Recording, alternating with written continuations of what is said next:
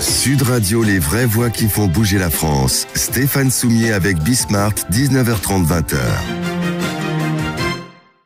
Salut à tous, c'est Bismart sur Sud Radio. On va passer une demi-heure avec un entrepreneur exceptionnel. Voilà, encore un entrepreneur exceptionnel. Exceptionnel par son ambition et exceptionnel par un certain nombre de ses slogans. Son ambition, c'est d'être leader mondial. Mais lui, vraiment, il a ça chevillé au corps. Je lui reposerai la question, mais il n'y a aucun doute. Il veut être le Windows, parce qu'on va parler de service à la personne. Il veut être le Windows des services à la personne. Et puis, dans son discours, parce qu'il proclame, et depuis de très nombreuses années, mes salariés passent avant mes clients. Et ça, je peux vous dire que ça horrifie un certain nombre de chefs d'entreprise qui parfois entendent cette phrase, mes salariés passent avant mes clients. Sauf que on est sans doute beaucoup à avoir compris qu'effectivement, les salariés, et particulièrement ceux qu'on a appelés là, les salariés de première ou deuxième ligne, avaient une importance absolument capitale et qu'il fallait en tenir compte. Et puis il y a un troisième point qui va aussi tous vous intéresser. J'allais dire, vous êtes très nombreux à travailler avec lui, mais en fait pas tant que ça, parce que la moitié d'entre vous préfèrent passer au noir, faire du travail au noir pour l'ensemble des services que rend aujourd'hui WeCare. Et il va vous démontrer que vous avez tort. Plus que ça, il va vous démontrer que vous n'y avez pas intérêt. Allez, c'est parti sur Sud Radio. Et donc on redémarre, les amis, on redémarre avec Guillaume Richard. Alors ça tombe bien, Guillaume, parce que c'est en sommaire que j'ai dit du bien de vous. Donc comme ça, maintenant, on va pouvoir... Merci. Non, Guillaume, je reste scotché. Je vous la fais à chaque fois. Et puis à un moment, sans doute... un petit peu comme les chanteurs qui ont un grand succès et qui à un moment en peuvent plus de la chanter devant leurs fans, mais il faut continuer à chanter toujours le même grand succès devant ses fans. Cette phrase, mes salariés passent devant mes clients. Vous êtes le premier en fait à l'avoir prononcé devant moi. C'était il y a je sais pas combien de temps, 5-6 ans peut-être, Guillaume, où on a commencé à se rencontrer, peut-être même un peu plus. Et j'ai entendu petit à petit un certain nombre de chefs d'entreprise la reprendre.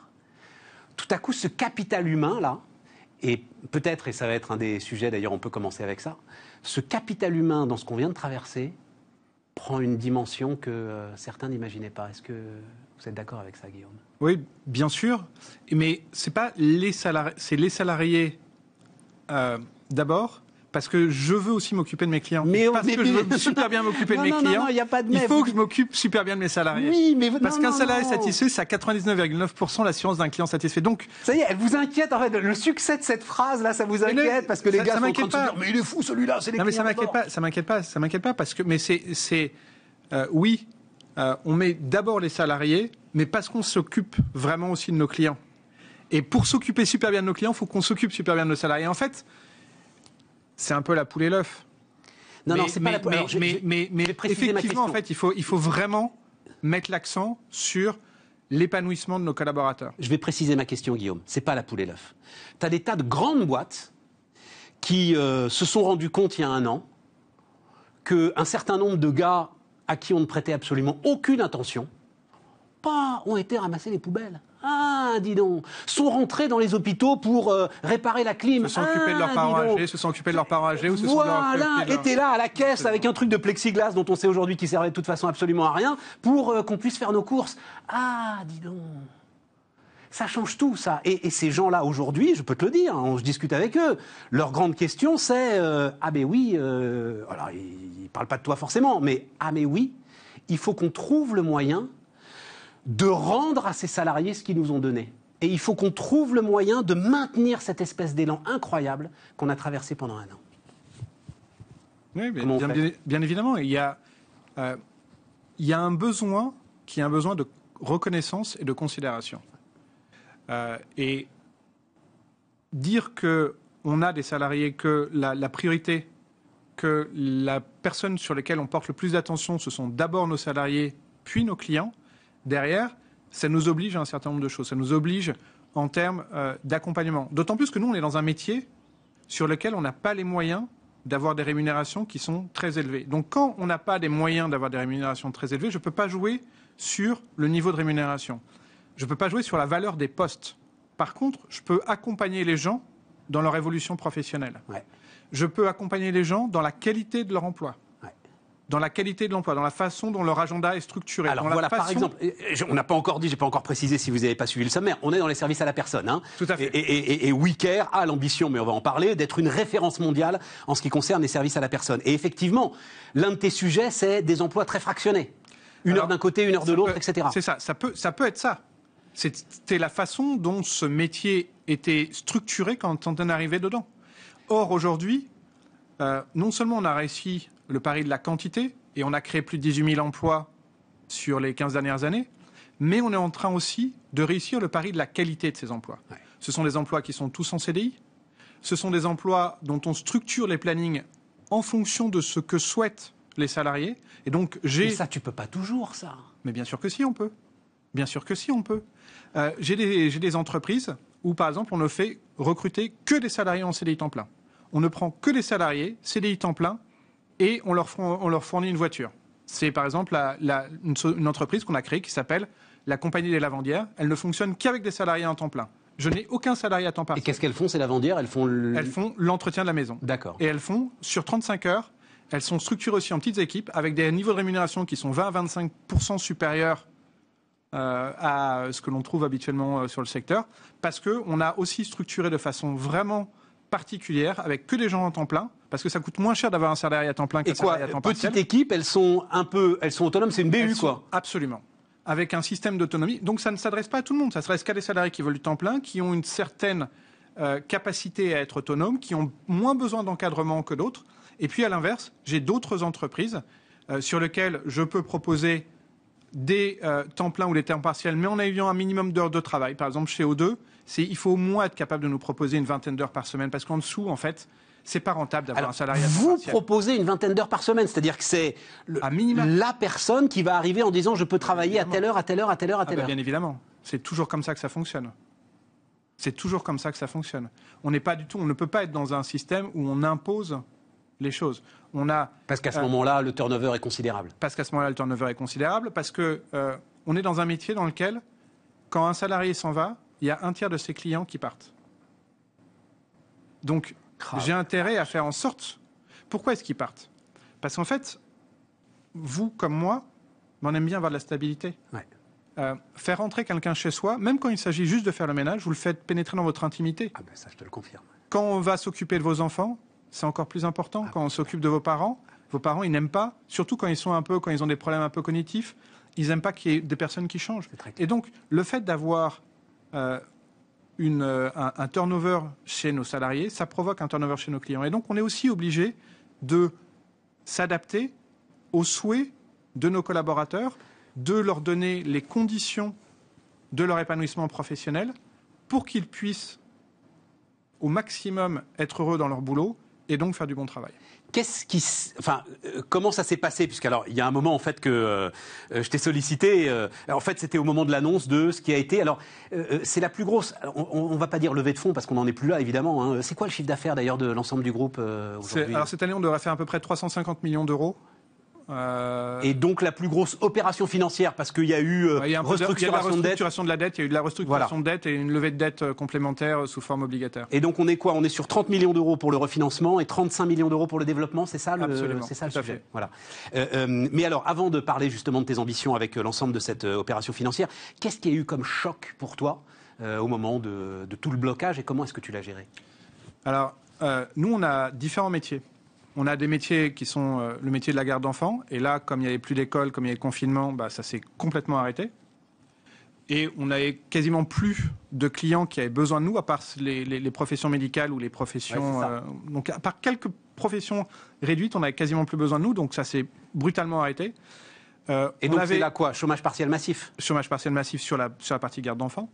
Sur la partie entretien de la maison, là, on pouvait continuer à intervenir avec des protocoles sanitaires strict, c'est-à-dire on n'intervenait que dans les pièces dans lesquelles n'étaient pas nos clients, etc. Donc on pouvait continuer à intervenir.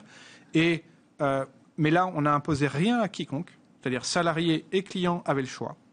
Et on a assisté à 80% de baisse de chiffre d'affaires. On a réussi à maintenir entre 15 et 20% de nos heures seulement. Et puis à l'inverse, on avait les métiers de l'accompagnement de la personne âgée ou handicapée. Et là, c'était impératif de continuer à intervenir. Et là, heureusement qu'on avait anticipé et qu'on avait des masques.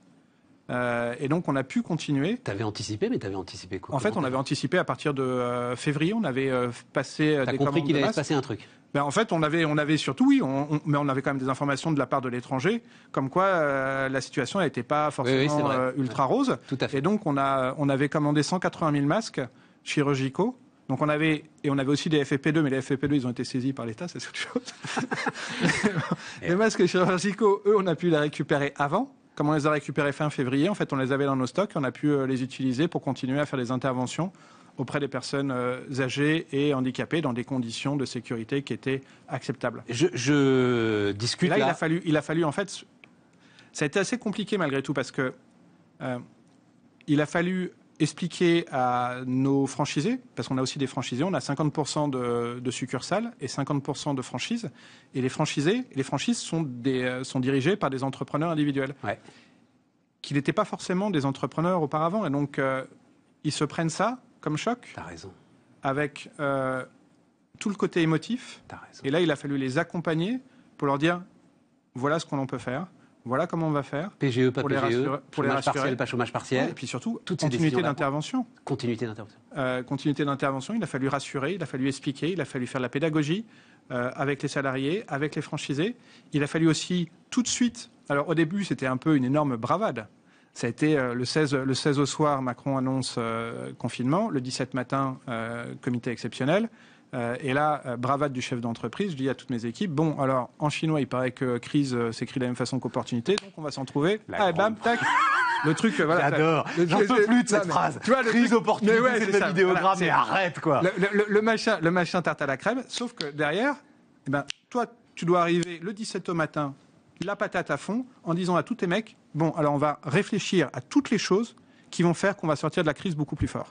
Et au début, toi, tu dois être celui qui donne l'impulsion, celui qui emmène les équipes en leur disant voilà ce qu'on va faire. Et vous allez réfléchir tout azimut. Et la première des choses que je vais vous demander déjà, c'est qu'on a 14 000 personnes qui vont être au chômage partiel aujourd'hui. Plutôt que de les payer à 84% du SMIC pour ne rien faire, on va les payer à 100%. On va les payer à 100%, mais on va leur demander de se former. Et donc, on a envoyé dans le cadre du chômage partiel, ça, tu avais le droit? Ben non, au départ, c'est toi en tant qu'entreprise. Ah oui, d'accord. Ah oui, non, je pensais que tu compensais le chômage partiel. On complète. Oui, tu complètes, voilà. On complète, et on va, au lieu qu'ils fassent rien, donc on va compléter. Donc ils ne sont pas en chômage partiel, donc ils ne sont pas à rien faire, mais ils vont se former. Donc ça nous va nous coûter l'écart entre le 84% et le 100%, mais on leur impose de se former. C'est du temps de travail effectif. Ils sont pas... Et donc on va les... Et ça, un an après, ça a donné des résultats, ça? Mais carrément. Vas-y, exemple. Mais carrément, parce qu'en fait, on est incroyablement plus performant. Parce qu'on a formé tous nos personnels, que ce soit les intervenants, mais aussi les encadrants, les commerciaux. Par exemple, au niveau commercial, on a gagné 5 points sur les taux de transformation des visites en clients. Et c'est énorme. C'est énorme. Ah oui, c'est énorme. Et on a fait ça. On s'est dit, tout azimut, on a réfléchi tout azimut. Je leur ai dit, repensez toutes les façons de travailler, repensez toutes les façons de structurer les plannings. Et donc, on a sectorisé la mort. Repensez tout ce que l'on peut travailler différemment pour être plus efficace. On a aussi saisi les opportunités. Les pubs à la télé valaient 5 à 6 fois moins cher que d'habitude pour 2 fois plus de personnes devant leurs écrans. Qu'est-ce qu'on a fait? On a lancé une campagne de pub. On a fait plein de choses comme ça. On a refait le site internet, on a profité. Imagine, tu sais, c'est des discussions qu'on avait auparavant, avant le confinement, où on se disait... Imagine un peu, on pourrait geler le temps pendant un mois, qu'est-ce qu'on en ferait? On avait ce type de conversation, on avait ce type d'échange en se disant, pendant un mois, on gèle le temps pendant un mois et on peut retravailler son entreprise, sa façon de travailler, on peut se former, qu'est-ce qu'on en ferait? Tu sais, l'image, c'est Laurent Vimon, le patron de Century 21, qui a utilisé cette image pendant la tempête, les marins réparent les filets. Voilà, c'est exactement ça. Hein. Le bateau ne peut pas sortir, on va réparer les filets. Alors donc, 30 millions de refinancement, 35 millions pour le développement. Pourquoi faire? Tu as toujours ton ambition d'être la marque référence mondiale. Ah mais non, mais c'est l'autre truc dingue que tu proclames depuis des années. Bah oui, mais c'est le Windows du service à la personne. Alors je ne sais pas si c'est le Windows, mais en tout cas en 2005, on faisait 250 000 euros de chiffre d'affaires. Et le numéro mondial faisait 3,5 milliards de dollars. Et on s'est dit, on se donne 30 ans pour être numéro 1 mondial. En 10 ans, on doit être numéro 1 français. En 20 ans, numéro 1 européen. Dans 30 ans, on est numéro 1 mondial. Et donc là, on est en 2021. Donc ça fait 16 ans. Donc on est un peu plus qu'à mi-chemin. Tu dois bientôt être numéro 1 européen, alors? Oui, on n'est pas. Je pense qu'on n'est pas super loin. Et puis l'objectif, c'est de devenir, ça reste toujours le même enjeu, la même ambition, la même vision, le même cap. Mais ça veut dire par exemple qu'il va falloir. Alors tu l'es peut-être déjà, d'où WeCare d'ailleurs, marque internationale.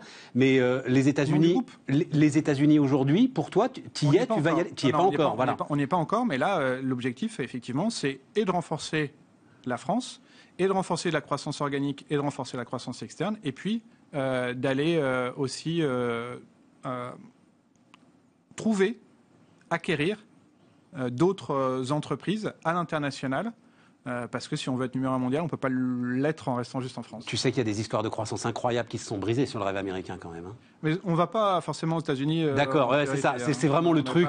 J'ai des histoires en tête où il y a des boîtes que rien n'arrêtait et qui ont failli calancher quand même. En fait, on n'est pas sur les États-Unis en priorité parce que les États-Unis, c'est l'Europe un marché d'abord, qui est absolument gigantesque. Ouais. C'est l'Europe. On a des pays sur lesquels on est un peu volontariste, mais on a surtout beaucoup de trouver les bonnes personnes. Parce qu'on est dans un métier qui est fondamentalement humain. On est dans un métier où c'est des hommes et des femmes qui rendent service à des hommes et des femmes à leur domicile, encadrés par des hommes et des femmes. Donc on est vraiment dans un truc profondément humain et dans un métier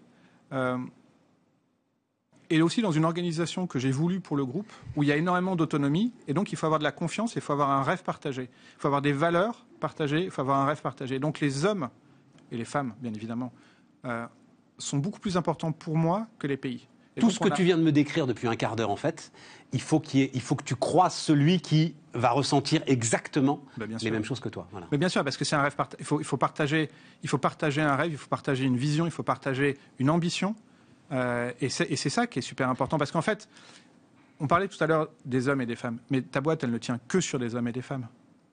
Une entreprise, elle ne tient que sur des hommes et des femmes. Et derrière... Je crois que c'est ce qu'on a compris pendant le Covid. Si tu as un rêve et que tu es prêt à te battre pour ce rêve et que tu as envie de le mettre en œuvre, là, tu as le ressort le plus puissant qui puisse exister. La rémunération, elle te fait pas tout, elle te fait même quasiment rien. Quand même, quand tu es sur tes niveaux de salaire en plus à toi, elle fait beaucoup, la rémunération. Oui, mais c'est pas le...